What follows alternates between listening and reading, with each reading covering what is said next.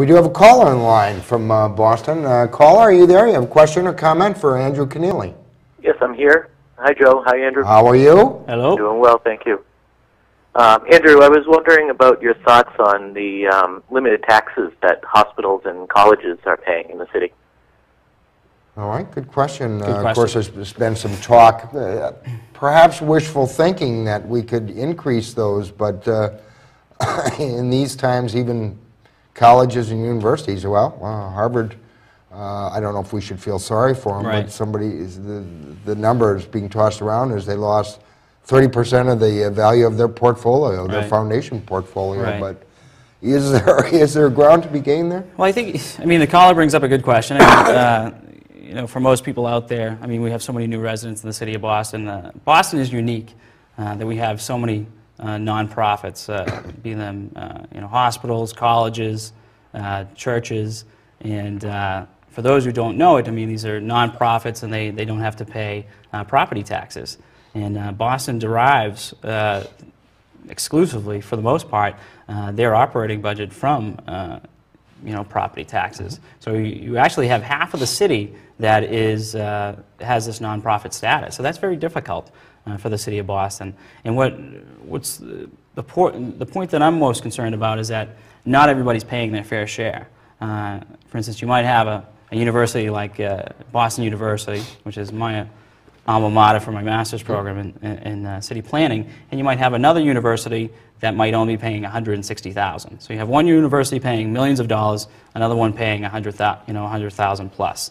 That to me says somebody's not paying their fair share. Is there any way that you really have, though, to force them to ante up or to even equalize the equation? Well, I think there is. I mean, I applaud efforts, you know, that are being undertaken right now to set up a form, if you will, a formula in which you know, all these different things are taken into account. How much space is the university or nonprofit using? How much money are they generating? Taking that all into consideration and giving them a number about how much they should pay in terms of pilot, and pilot being payment in lieu of taxes. That's what most of these nonprofits pay. But like I said, some are paying their fair share and others are not. So I applaud efforts to create a formula that's going to make sure that everyone you know, there's equality in terms of payments, and we need it. I mean, you know, especially the colleges. I mean, you know, I'm very good friends with the emergency services that we have in Boston, be that fire, be that police, be that EMS, and a lot of their calls are going to the, you know, college campuses and areas where a lot of the college students are living. So you know, the colleges are using these services, and so they should, you know, pay their fair share. What about, of course, Mayor Menino's suggestion of how to kind of mitigate some of the damage to the economic fallout from the recession? Right. His proposal to freeze wages. You're talking about your friends in EMS. EMS, and, which were the fire department. I think they were one of the first to they actually sign on. They were one so, of the first, although you know, some of the larger unions, especially the teachers union, is yet to buy into it yet. Sure. You support that whole Well, I think, you know, this is obviously a very difficult time, and we have the highest unemployment in decades. We're seeing a global recession across the world. So I think we all have to work together. You know, I can't speak for these individual unions, but I would hope that the focus is making sure that we aren't laying off people.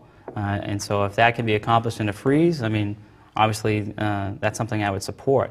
I can understand many of these union leaders. I mean, they're in obviously a difficult circumstance. Their members are looking to them and saying, geez, can you guarantee us that there aren't going to be layoffs if we agree to this? And I don't think anybody can, because we just don't know what's going to happen yet.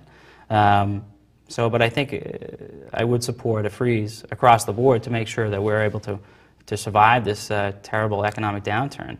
I think that's the main focus, to prevent any kind of layoffs, because that's just, it's going to destroy families, I mean, across the city. So. And speaking of that, because we were talking, you said you had worked for Councilor Hannigan and Councilor Flaherty, and of course we mentioned Mayor Menino, and the one thing they all had in common is they all, well, at least want to be mayor. How are you negotiating that? Does that the fact that you worked for Councilor Hannigan, who ran against Mayor Menino 4 years ago, you worked for Councilor Flaherty, who was running this time. where does that put you with Mayor Menino, and do you feel kind of caught in the middle as you looking at this at-large race? Because you're all running at large, essentially. They're just running for mayor. Right. Well, obviously, I have friends on both sides, and there's numerous people in the race. It's obviously not just a race with Councilor Flaherty or Mayor Menino. There's also Sam Yoon and Kevin McRae. Kevin McRae. And so, I mean, I think it's great for our city that we have this kind of competition. Competition always brings out the best, I think, in all of us. It's definitely going to be time where there's a lot of exciting ideas. I'm one of, looking on our President Obama, I think one of his signature lines was, it doesn't matter if it's a Republican or a Democratic idea, just matters if it's a good idea. And I feel the same in respect to this race. I mean, it really doesn't matter where the good ideas come from. It's the fact that we implement them. So like I said, I have friends on both sides. I think it's great for the city that we're having this kind of competition. I'm going to have my hands full. This is obviously my first race. I'm going to have enough on my plate, and that's really something further down the line. But I just, first and foremost, I think it's great for our city.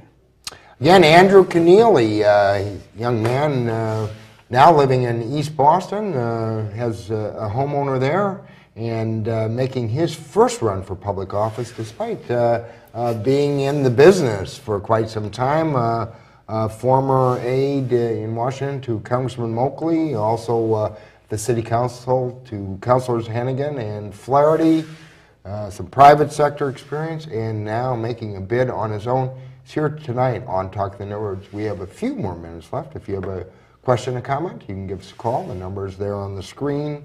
Andrew, of course, it seems like every election cycle it's different, but a big race like this, where you have a number of candidates, ultimately kind of turns on different things.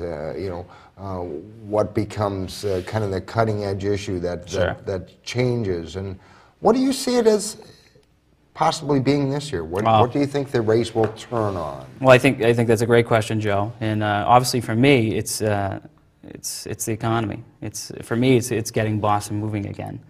So I have a number of ideas in terms of how we have to get that done. I mean, number one, I think looking at the mayor saying, great idea. I think setting up a loan fund to try to stimulate a lot of these stalled developments across the city, very important. Many of the unions that I meet with, they have hundreds and hundreds of their workers who are out of work right now.